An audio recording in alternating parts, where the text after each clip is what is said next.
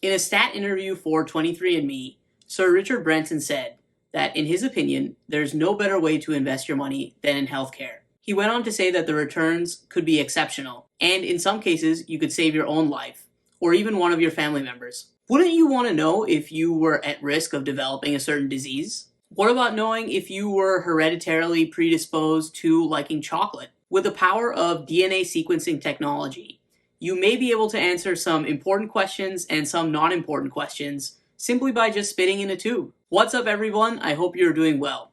If you are new to the channel, my name is Chirag Lathia and I make videos on life science and business topics. In today's video, we're going to be talking about 23andMe. The genetics testing company 23andMe will enter the markets via a special purpose acquisition corporation, also known as SPAC, sponsored by Virgin Group founder Sir Richard Branson, in a deal that values the company at $3.5 million.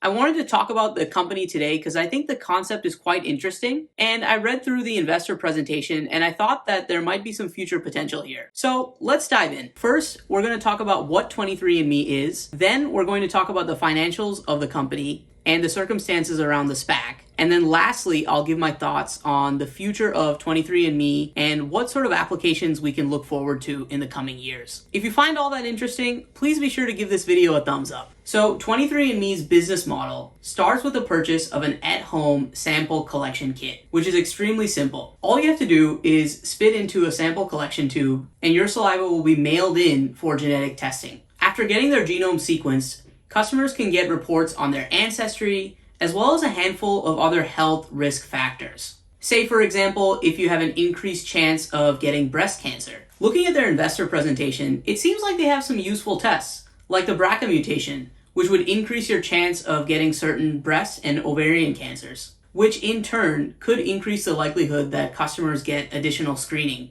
Additionally, customers can also allow the company to use their genetic code for research and development purposes. And about 80% of the current customer base has actually given the okay to use this genetic information. As more people sign up and provide their genetic information for testing, this paves the way for future therapy development or hyper-personalized healthcare products. So as more people sign up for the service, the conclusions that you get from your DNA get more and more accurate over time. Let's talk a little bit about the company timeline. So the company, which was founded in 2006, built its business by selling genetic testing kits directly to consumers. Fast forward to 2017, the Food and Drug Administration gave 23andMe clearance to market its tests to detect a select number of hereditary conditions, including Parkinson's disease, as well as some hereditary blood disorders. The next year, the FDA actually cleared 23andMe to market certain pharmacogenetic tests, which look for the genetic markers of drug metabolism. But in recent years, 23andMe has really doubled down on its focus on therapeutics, as signs have recently emerged of a little bit of a slump in consumer genetic testing. In January 2020, for example, 23andMe actually laid off 14% of its staff amid falling sales of its genetic testing kits. So I actually had a chance to look into the investor report that they provided online in depth, and I wanted to give a quick breakdown on the financials of 23andMe. I also wanted to use this as a chance to show you how to read future financial reports like these. So let me orient you a little bit so you can understand a table like this. The first two columns in the year 2019 and 2020 are showing actual data that they have on file. The last four columns show what 23andMe expects to achieve within the next 4 years. These are their forecasted numbers.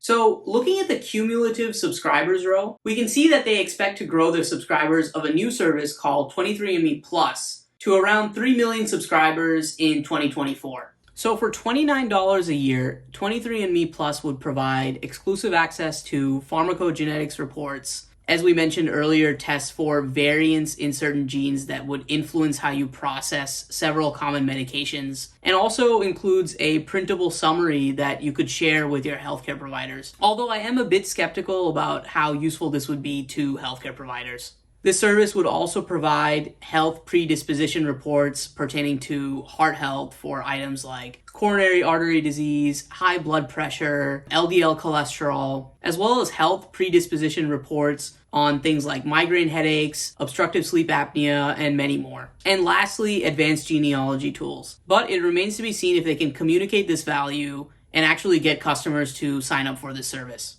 So going back to the financial report, when we look at the revenue row, we can see that in 2021, the revenue actually goes down. And then in 2022 onward, it is expected to actually increase again. The biggest driver for this increase would be the new subscribers to the 23andMe Plus service.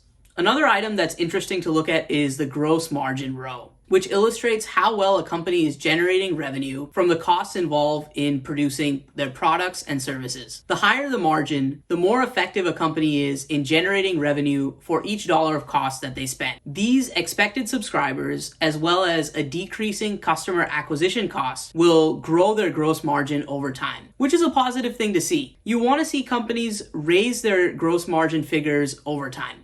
And lastly, we can see that even with strong revenue in 2024, their adjusted EBITDA would still be a negative $78 million. The other thing that we must talk about is what exactly is a SPAC? 23andMe is among one of the highest profile companies to go public via a special purpose acquisition corporation, also known as a SPAC. This is a way of entering the markets by combining with a group of investors formed with the purpose of acquiring another company. This approach, which has been popularized in the recent months, is generally seen as a potentially less risky method of entering the markets via a built-in pool of investors. As the name implies, VG Acquisition is a special purpose acquisition corporation, meaning that it is a publicly traded shell company formed explicitly for the purpose of merging with a promising private business. Merging with a SPAC is an alternative to an initial public offering, also known as an IPO, which typically involves some more regulatory paperwork. This merger would be a huge move for 23andMe. And actually, in 2020, 33 healthcare-focused SPACs have actually gone public, raising $6.3 billion from investors. This outstrips the roughly $4 billion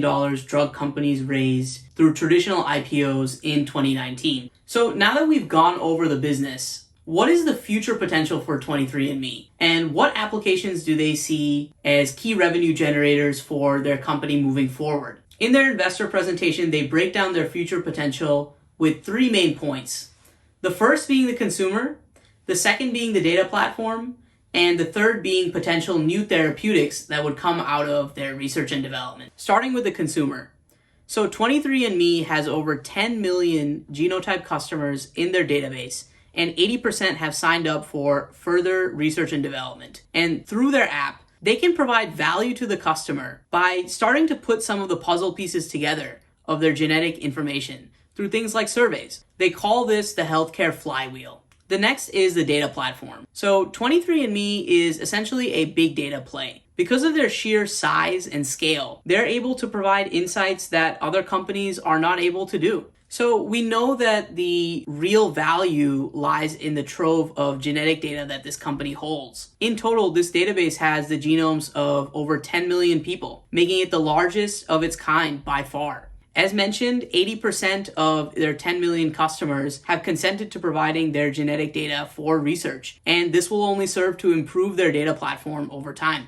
Lastly, they mentioned their therapeutics. So I think it's really interesting that they're able to leverage their systematic, scalable research platform to potentially yield new drug targets for research and development. So in 2018, actually, GSK signed a 4-year R&D collaboration deal worth an investment of around $300 million to get access to their data and find new targets for drug discovery. As part of this deal, the two companies embarked on around 30 joint development programs where profits and expenses were equally shared. With the additional capital from this merger, 23andMe could actually advance several of these programs closer to actually bearing revenue. As you can see with the figure on the screen, they have generated a pipeline of many different assets across multiple therapeutic areas like immuno-oncology, cardiometabolic, immunology, and neurology. But it is important to note that many of these assets are still in the preclinical phase, and they're still very early. They state that investors should expect more R&D deals moving forward. Overall, I think that 23andMe is a very interesting company. It appears that no other company has the same scale and depth of genomic data as well. While things are still very early at the company, I will be very excited to see what they do next. So let's get a good discussion going down in the comments below. Comment down below if you had any questions about 23andMe and if you think there might be greater potential than what I've outlined here. And thumbs up if you like the format of this video. I will read all your comments and reply. In the description box, I have added links and sources if you want to read further. Please also consider sharing this video with a friend if you learned something new. I've also placed a few links down below with my favorite services that I use on a daily basis.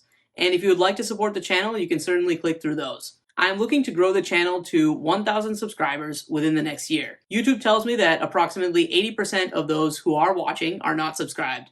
So if you made it this far and you haven't subscribed yet, please consider subscribing. With that being said, thank you so much for watching and see you soon.